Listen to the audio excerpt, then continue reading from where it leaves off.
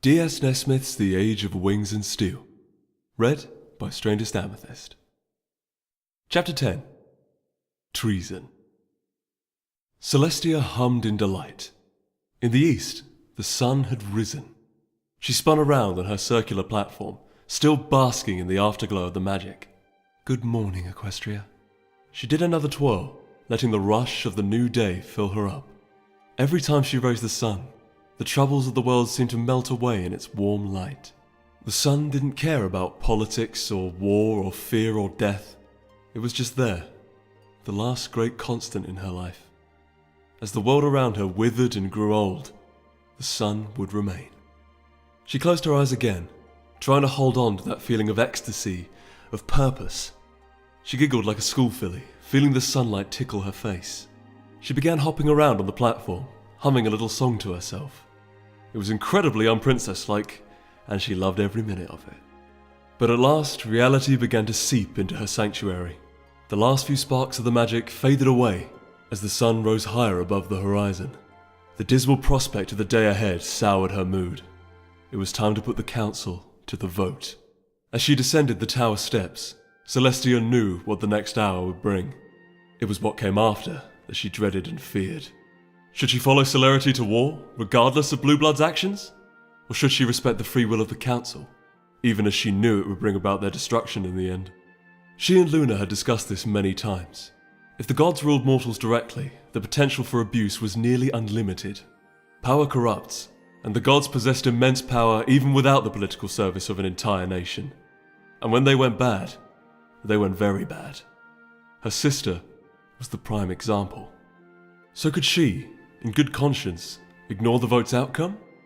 By pledging her support to Celerity's efforts to hold back Grypha, she would be slapping Blueblood in the face. He would certainly pull Norheart out of the kingdom then. Without his forces, Celestia doubted that even Celerity could defeat the Griffins. And, paradoxically, doing her best to stop the southern invaders would mean overriding the wills of the ponies she professed to serve. If she didn't heed the wishes of her subjects, she was little better than a tyrant. Freedom or safety? The choice was clear, but clarity did not make it any easier. If only Dawn's message had come sooner, then perhaps Rye and Inga could have brought aid in time to prevent the invasion at all, but it seemed unlikely to happen now. The only question was how much of Equestria would burn before the end. She was still deeply conflicted by the time she reached the council chamber. She took her place on the throne, gazing around at the ponies already assembled in their seat cushions. The two major players had yet to arrive. Celerity, her once beloved student, or Blueblood, the brash and willfully defiant noble pony? Would she follow her mind or her heart? Both choices were confusing mixtures of the two. The Duchess entered at last, dressed not in her usual finery, but in simple white robes. The princess's stomach sank. It was unlike Celerity to attend a council session without being dressed to the nines. There were several possible explanations for the wardrobe change, and none of them good. She might no longer care about impressing the nobles, having already made her choice. Or worse, the Duchess was expecting a fight to break out, and intended to move freely. The Duke entered, dressed even more surprisingly in the full ceremonial armour of Norheart's ruling house. Celestia's eyes narrowed. If any spells flew in the council chamber today, she would end the fight. Swiftly. But Emmet took his place at the table without comment. Every pony is present, Your Majesty.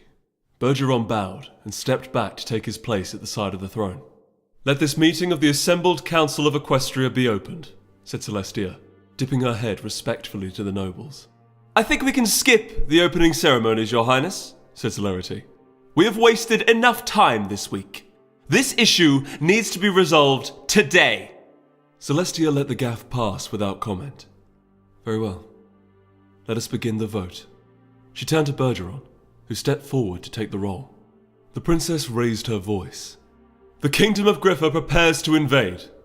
If they march northward unopposed, our lands will surely fall. But I cannot act without the unanimous support of this council. So I put the question to you.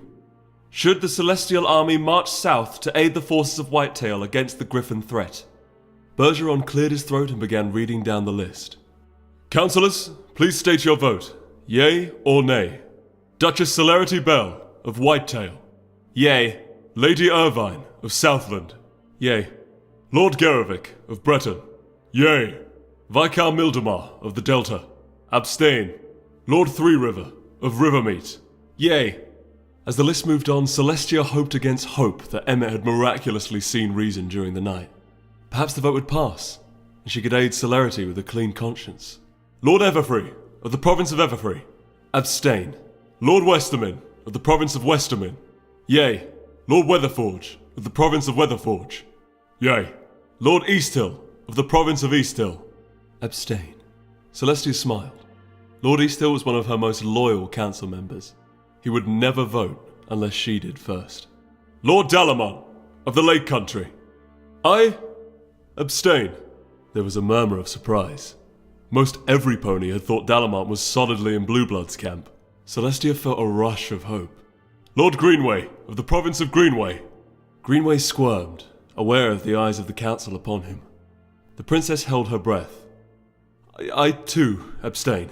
Celestia restrained herself from biting her lip. She leaned forward in the throne, her front hooves planted solidly on the table. Lady Viola of Norland. I too abstain. It was impossible. All of Blueblood's supporters were abstaining or even voting for war. Celestia could hardly believe it. Lord Helmfast of the province of Helmfast.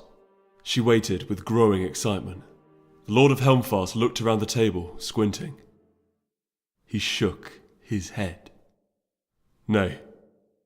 With a cold feeling in the pit of her stomach, Celestia sat back on the throne's cushion, her haunches pressed up against the metal. She kept her face a mask. Duke Emmet Blueblood of Norhart. Nay. Princess Celestia of the capital province. I abstain, she said with a dry mouth, as was the throne's normal vote in matters such as these. She rarely cast her vote unless it would be the deciding factor, and thanks to Helmfast and Blueblood, the point was moot. Bergeron briefly tallied up the scores and read them off. It was an empty formality, but it gave Celestia a few moments to think. 6 votes in support of the motion, 7 abstentions, and 2 against. He looked up bleakly. Motion has failed. All of the council ponies looked to their princess. What she did next could determine the future of her nation, but it could also determine what kind of ruler she wished to be, the very core of her being. She took a deep breath and looked at Celerity. Her old student's eyes were pleading.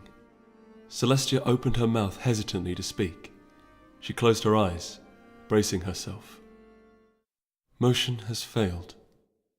The Celestial Army will not march. The chamber exploded. Every pony in the room was trying to talk at once, screaming to be heard above the noise. From the sides of her throne, the firewings moved to stand between the princess and the nobles. Celerity and Emmet had leapt onto the table and were shouting into each other's faces. The other nobles were hurling hooves and accusations at each other. It was complete chaos. There was a loud banging on the chamber door. The sound of a hoof beating away at the wooden frame rose over the arguing council ponies. Slowly, the commotion died down. All eyes turned towards the door. It pushed inward to admit a Pegasus wearing the saddlebags of the Royal Courier Service. He walked wordlessly into the chamber, approaching the table. Celestia watched with dread as he came closer, eventually reaching her throne. He reached into his bag, shakily, and pulled out a scroll. He handed her the message and fled the room. She lifted the scroll in front of her face with magic and gave a deep, weary sigh. The seal was black. The princess broke the seal and unfurled the scroll. The council waited with bated breath as she scanned the report. At last, she folded the scroll and laid it down on the table. Quietly, she said, Grypha has attacked the Southlands. Sel-Paloth has fallen. As we speak, the Griffins are pouring into Southland.